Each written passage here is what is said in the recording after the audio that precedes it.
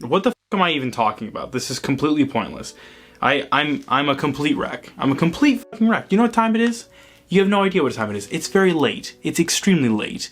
The date is actually November. I know that's hard to believe, but I am Dante Graves, and I do like to think ahead, and in the event that I happen to face a massive, life-altering sort of collision with a very vicious supervillain, and I take a long sabbatical, I want to at least have a video that I can release when the new Texas Chainsaw Massacre movie comes out, which I hopefully will be alive to see. This video is actually a contingency video that I filmed back in November.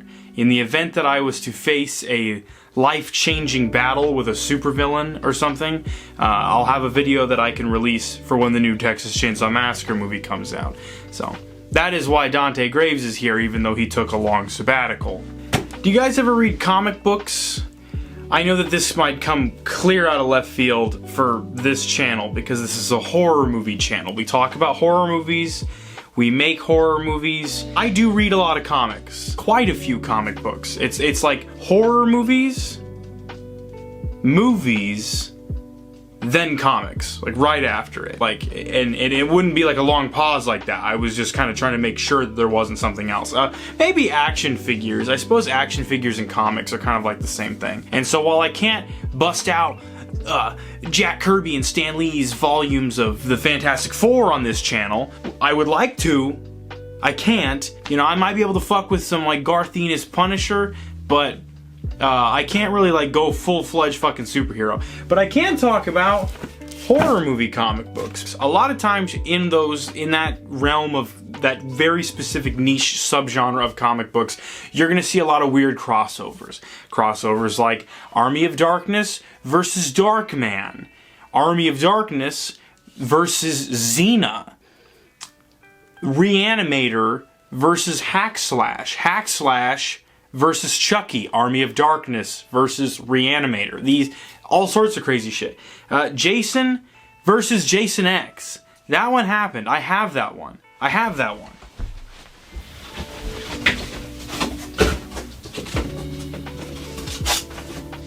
Ugh. Look at this. Jason fought Jason X.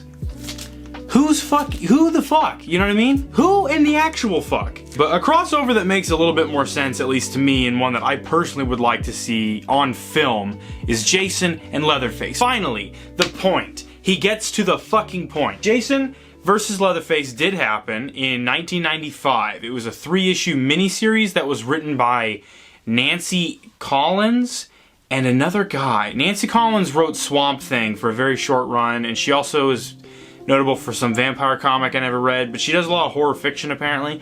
And I really should have done research on who the fuck like wrote this. There was another guy, and I'm so sorry to that guy, but his name was after Nancy Collins, so that leads me to think that he was not as critical to the development of the Jason versus Leatherface storyline as she was. It's all gonna be written here, so I don't know why I'm even bothering with it. But I would like to talk about it because it's so fucking weird that this thing exists.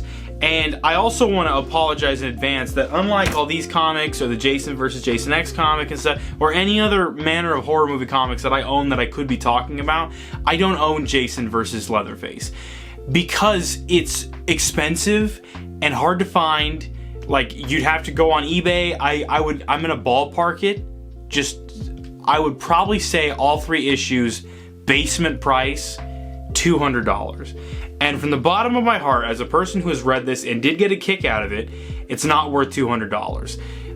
But while I would never condone piracy, I'm condoning piracy. I would recommend stealing it on an illegal website if it sounds like something that would be fun for you to read. If you think the idea of Jason and Leatherface punching each other sounds fun, I recommend stealing it on a legal website. It's kind of hard to review a comic book because they're not like movies where I can talk about the acting or the directing or the editing or the pace. They're a bit, it's a different medium. And also for comic books specifically, what appeals to one person, doesn't appeal to someone else, you can totally like a comic strictly just for the aesthetic appeal of it. Like, just, man, the artwork's fucking tight, so, you know, it's awesome. So, comic books, we're gonna get a little bit more laid back about. The artwork on the covers of these books should be available in massive, like, giant fucking prints. I want to hang all 3 of these side by side on my wall, like right there. I've got a blank spot. You can't see it, but there's a blank spot above my action figure shelf. Right there, if I had all 3, the whole trilogy, the whole set of the covers of these books, I would be set, man. Oh my god, it'd be so fucking cool.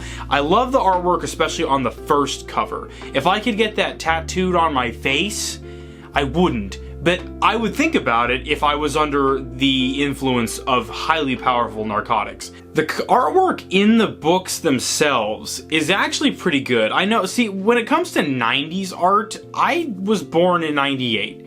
So I'm not very picky about what the art is going to look like. But there are some people who really just hate like the look of 90s art, I guess, because I don't know. I thought this art was good. I'm also not an artist. I could draw a stick figure and it wouldn't look right. So what is the plot of Jason versus Leatherface? Because that's always the most interesting thing to me about a crossover. Like, the fight itself is cool, but how do we get these 2 lugs to actually interact with one another? And then we'll talk about the fight itself. Because if you're doing a Jason versus Leatherface comic, the #1 thing that I should be concerned about and that you should be concerned about when making it, why do they fight? Does the fight happen, and is it entertaining? Here's the premise. What if Jason versus Leatherface? Okay? Now, if your answer to that is not satisfying enough to what I have cooked up in my head, you have failed. Freddy versus Jason succeeds because when it asked the question of what if Freddy versus Jason, it showed us, and I was satisfied with the answer they gave us. Fucking action figures on the floor here. Okay, so we open on Camp Crystal Lake, and billionaire oil tycoon toxic waste dumpers like fuck up the lake, so Jason leaves, which is interesting because they write those guys as if like, oh man, they're pieces of shit, I can't wait to see Jason go in there and kill those guys, and he never does. I feel like if this was like a 6-issue comic and we had more time to like really have fun with stuff, that would have been cool to see Jason go kill those guys. But either way, they dump toxic waste in there, you know, Toxic Avenger style. Jason gets on a train, he kills some homeless guy. That's kind of cool.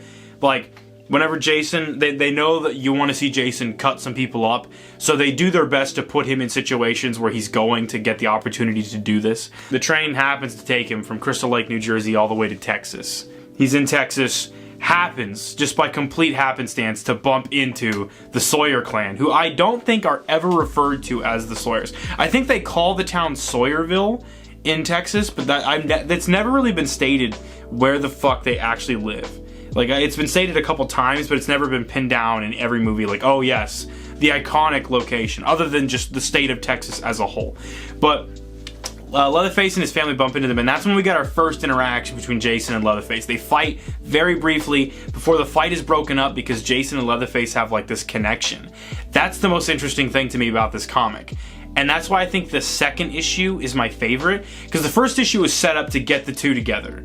And it's believable enough, okay, they fucked up Jason's lake, he gets on a train takes him to Texas, I'll buy it, whatever. You gotta get them together, it doesn't really fucking matter, it's Jason versus Leatherface. If you were expecting, you know, Shakespeare in the Park, you should have went and seen Shakespeare in the Park. You shouldn't have read Jason versus Leatherface. They have a brief fight there just because, you know, they're both hideous monsters, and I guess that's just what hideous monsters do when they bump into each other, as they start fighting. But then the family breaks it up and like, you know what? This Jason feller, he's actually kind of, you know, I think he could hang out with us. Let's bring him home. So then he comes home. And they make dinner. Jason's at the dinner table with them, like hanging out with the family, and has basically become part of the family. They see him as like a fucking freak like them, and they bring up that he's kind of like, I think they sort of try to do the kind of fan theory that Jason's dad abused Pamela while she was pregnant with Jason, and that's what fucked his face up and stuff. And then Jason's mom kills Jason's dad. That was the version that's said in Jason versus Leatherface, which is kind of cool that they delve into like lore that wasn't talked about in the movies or anything. But also, they get some things wrong, and that's what I mean by how this is like super not canon, because the timeline's all fucked. it comes off like fan fiction, but you're reading it in like an official format, so it's like this weird jarring thing where like this was made before the internet and before, well, not before the internet, but before people like had like discussed and broken down these movies ad nauseum to discuss the lore and how the sequels and what's canon and what isn't and where the timeline is at. So basically, I would imagine this comic takes place in a universe where Texas Chainsaw Massacre happened, Friday the 13th 1 through 6 happened, and then we skipped over part 7, and Jason looked like how he did in Jason Goes to Hell, but he was still under the lake because of the chain thing in part 6. Jason's mom is referred to as Doris when her name is Pamela. Like, I'm pretty sure that's stated in the first movie. I could be wrong. I could be fucking wrong, but I'm pretty sure his mother's name has always been Pamela. I'm pretty sure. And I know Friday the 13th pretty well, okay? I know him like the back of my hand. But maybe her name was Doris at one point. Jason's father, though, is still named Elias, which that's like deep cut Friday the 13th lore that this book gets right, but they couldn't get his mom's name right. So that's just fucking weird. Leatherface's family, they call it, they're going off the family from the first movie, so it's the cook, the hitchhiker, and Leatherface. Now, in the sequel, Texas Chainsaw Massacre 2, we kind of explored them more. The hitchhiker became Nubbins, the cook became Drayton Sawyer, they introduced Chop Top, and then they have Leatherface, his name would be Bubba. And then there's other versions where he's known as Jebediah, and then in the remakes he's known as Thomas Hewitt, so that family is just all over the fucking map when it comes to like what's canon and what isn't. Leatherface's family, though, they introduce themselves by what the fans would refer to them as, so he's like, my name's Hitchhiker, and my name's Cook. Your names are not those things. Those are just what we called you. Your name is not Hitchhiker. Okay, so if we're gonna have Jason fight Leatherface, I can actually believe that matchup. I know a lot of fucking Jason fans just think Jason would fucking steamroll Leatherface immediately, but I'm thinking of I'm a huge Leatherface fan. I almost think I like Leatherface more than Jason. So I'm kind of bummed that the version of Leatherface they went with in this comic is like an amalgamation of all of the pussiest traits from every Leatherface across the first 4 movies. He cries, he's a giant baby, he throws fits, if he doesn't get his way, he cowers in the corner and he just lets everyone beat on him. And I know that that's an aspect of the character. But when I think Leatherface, I also think Texas Chainsaw Massacre 3 Leatherface. I think of Leatherface from the remakes, which obviously didn't exist at the time yet. And even Leatherface in that first movie, he's a big fucking scary guy. Like, he doesn't, yeah, he gets pushed around by his family, but there's not really any moment in this comic where you believe that he would pose a threat to Jason in a one-on-one encounter. And when the actual Jason versus Leatherface fight breaks out in the 3rd issue, which, like I said, they had that brief fight in the first comic, and then in the 3rd issue, they have the full-fledged fight. It's pretty satisfying, but it's more of Jason versus Leatherface's entire family. It's him versus the cook and the hitchhiker and Leatherface. So, that's fine. It basically becomes a one-on-one fight with Leatherface having his 2 henchmen in the corners helping him out, throwing him weapons and shit. I guess that's fine. It just it comes off very clear Jason bias. I think that Leatherface, if written correctly, could be seen as a credible threat to Jason. Imagine taking Leatherface from the 3rd Texas Chainsaw Massacre movie and putting him up against Jason from part 3 or part 4 or part 2 even. Leatherface could fucking kick that guy's ass probably. But yeah, I guess if we take the blubbering and he's just a big baby with a chainsaw versus Jason Goes to Hell Jason, then yeah, I'm sure Jason would fucking steamroll him. It's not a huge deal, it's just as a Leatherface fan, I would have liked to see Leatherface written to be a bit more credible. But what I realized after having read the whole thing is, while it is called Jason versus Leatherface, and it is about getting these 2 guys together to fight each other, it's not really about how cool that fight would be and all the cool, sick fucking wrestling maneuvers they're gonna hit each other with. It's more about Jason becoming part of Leatherface's family and realizing that and exploring Jason's psyche, because unlike a movie where Jason's just killing victims, Jason and Leatherface are the main characters of this comic, and it's almost like a buddy film or a buddy story where these 2 guys find each other, they have a lot in common. Jason is welcomed with open arms in his family, and he kind of starts to work out. Some of the most interesting scenes in here is not when they're fighting, but like when Jason's like being human to Leatherface. He's treating him like a friend or a brother. And it doesn't come off out of character. It comes off hardcore fan fiction, but you see how Jason sees a lot of himself in Leatherface also. And he sees the way that the family treats Leatherface similar to how his dad treated his mom and shit. I really like that. I understand that it's cliche or whatever, but seeing like two mute characters communicate that kind of like brotherly compassion and empathy to one another, and they're two like monsters, and then have it like immediately snap to violence, that is very interesting. And it saves this comic from being just like a throwaway, like a Jason versus Jason X, where it's like, we're gonna make this guy fucking fight this guy and it's gonna be badass. Like, yeah, the fight is cool and awesome, and it's very cool. I recommend reading it for that fight. But it was all the other shit that made it memorable to me, you know, that made it come off very creative. The second issue was my favorite because of that, because you see Jason interacting with the family, and like just the subtle things they do, and the way that, because it's a comic, we can kind of go into his thoughts and what he's feeling when he sees them abuse Leatherface and stuff. I thought that was really cool. My favorite part by far was like Leatherface goes up to his room, which is just cool to see, like Leatherface's room, and it's like a little kid's room. Yeah, and then Jason goes up to there, and then he kind of like invites him down for dinner, and it's just like a cool moment between them. Like, I want more of that. If this had been a 6-issue series, I would have loved to read that, and then you could have had it go into like killing the guys that polluted Crystal Lake, or find a way to get Leatherface up to New Jersey, and then he could help. I don't know, like, seeing them hang out was cooler than seeing them fight. And that's what I think subverted my expectations about this comic when going into it. And I think why I decided to make this video, I guess.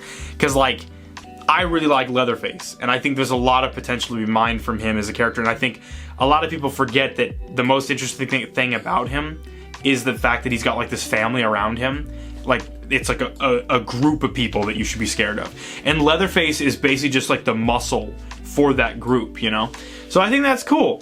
Leatherface is just written to be such a child, and Jason's written to be such a fucking brute, that like the actual act of them fighting isn't as exciting as it probably could be.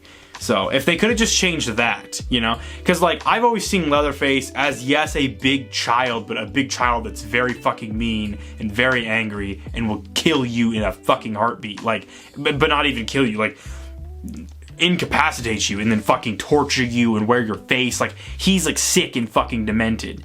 And he never had a chance to be anything other than that. That's awesome. I like Leatherface for that. I like Leatherface for his, like, humanity, to, like, the connection he has to his family. That's what makes him so much scarier to me. And he's also, unlike other horror villains, he runs, and he's loud, and his weapon has no stealth or subtlety to it at all. It's his fucking revving chainsaw. Like, I don't know. I just think that's awesome. But like I said, it's written very much like a fan fiction. So like if you read it, it's weird because you're like basically peeking into 1995 and seeing what people thought about these characters and how like they were still referring to like Drayton in them as like the hitchhiker and the cook and shit. So like it's a weird time capsule for sure. And I recommend you check it out. And if I get a chance to watch that fucking Texas Chainsaw Massacre movie that's coming out on Netflix, maybe I'll say something about it. I don't know. That's all I wanted to say. I guess this is the part where I go